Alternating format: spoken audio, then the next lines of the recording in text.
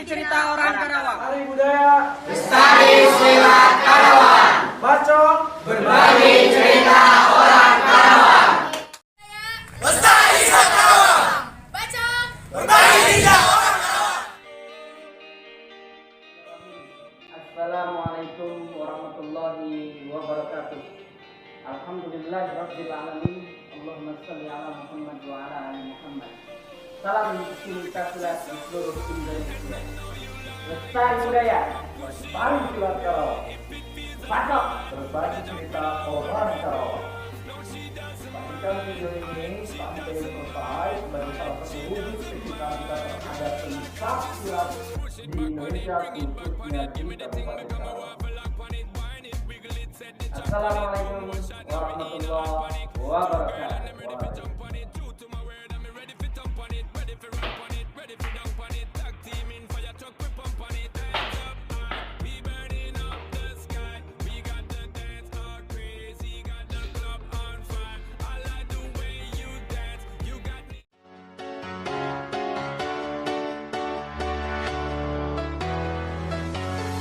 Well, there's a will, there's a way, kinda beautiful. And every night has a state so magical. And if there's love in this life, there's no obstacle. Assalamualaikum warahmatullahi wabarakatuh. Lestari budaya, lestari silat Karawang. Bacok, berbagi cerita orang Karawang. Sebelumnya saya di sini bersama dengan Bapak Abang Bandian. Bagian dari Ketua Perguruan Pencaksilat Perisai Diri. Di sini saya bersama teman saya. Ya, saya Yusuf Daniel Sabila. Di sini saya akan menanyakan beberapa hal mengenai Perguruan Pencaksilat Perisai Diri. Langsung saja kepada intinya. Yang pertama, ada berapa saja unit latihan atau alat-alat latihan yang ada di Perguruan Pencaksilat Perisai Diri? Sebelumnya terima kasih kepada adik-adik sekalian yang sudah bertemu pada hari ini. Mungkin saja berkaitan dengan pertanyaan pertama mengenai kondisi unit latihan perguruan kami Perisai Diri Kabupaten Karawang. Dalam perkembangannya, memang selama COVID ini memang terjadi penurunan yang tadinya sekitar 13 unit perguruan tempat latihan, ranting dan latihan itu berkurang. Ini efek dari banyak hal ya. Mungkin juga berkaitan dengan masalah kita sedang pembenahan organisasi dan juga terjadinya pandemi kemarin, maka terjadi penurunan drastis. Yang sampai dengan saat ini masih aktif itu kurang lebih sekitar 4 unit dan ranting. Yang 3 unit ranting yang lain itu kondisinya tidak begitu aktif. Sisanya betul-betul vakum gitu ya. Jadi yang makin aktif full itu 4, yang masih berjalan walaupun belum optimal itu ada 3. Itu semua.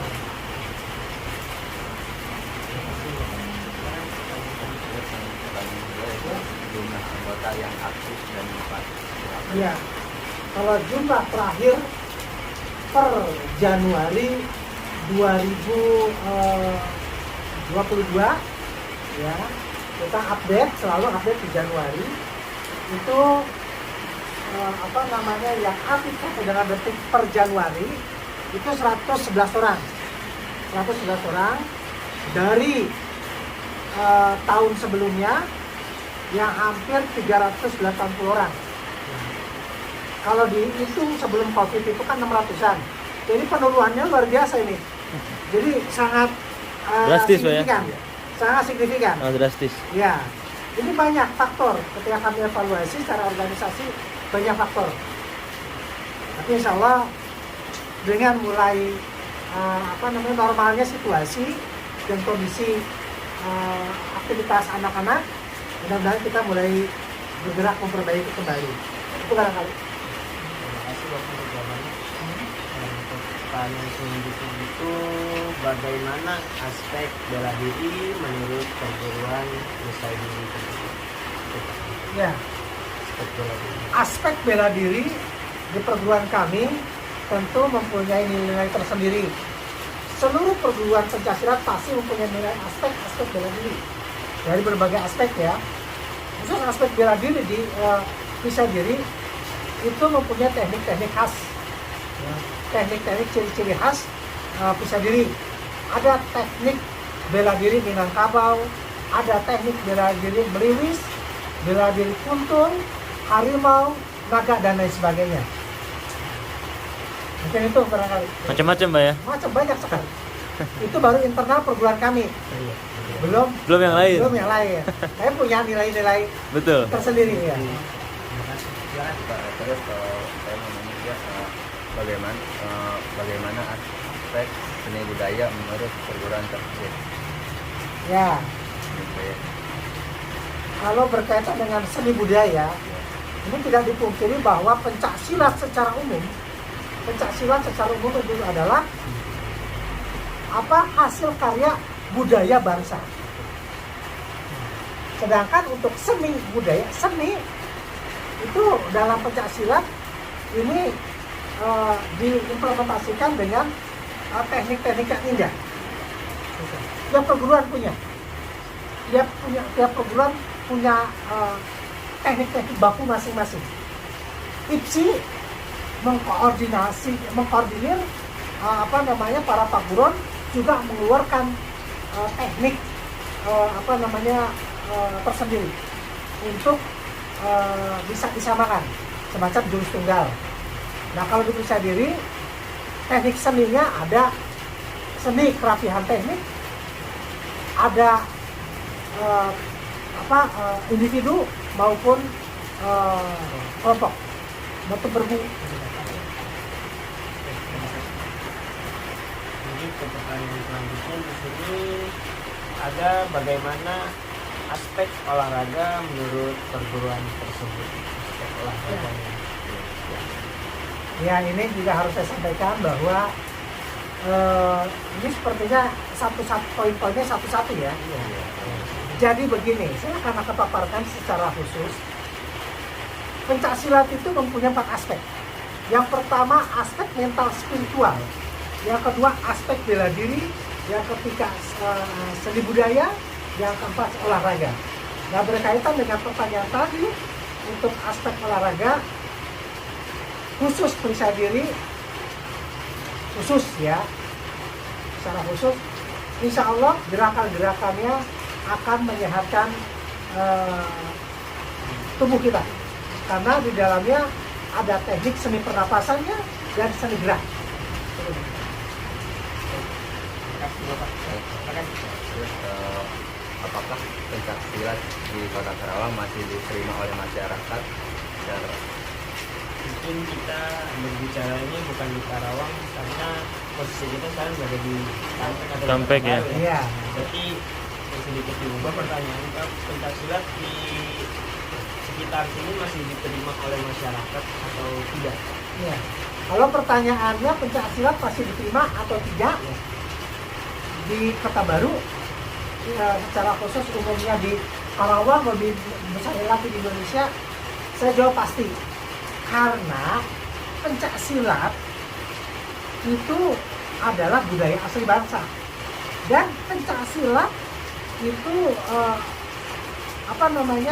isinya adalah mengenai penjabaran tentang hidup dan kehidupan manusia, sebetulnya begitu, tentang etika, tentang kedisiplinan, gitu, tentang tanggung jawab, tentang toleransi, barangkali begitu. Mungkin selanjutnya ini pertanyaan yang agak umum sih ya. Terus kapan berdiri pencaksilat? Oh iya, untuk berdirinya perguruan kami, Silat Nasional Indonesia Pisah Diri, itu tanggal 6 Juli 1955 di Surabaya. Ya, sedangkan kami di sini adalah pengurus kabupaten.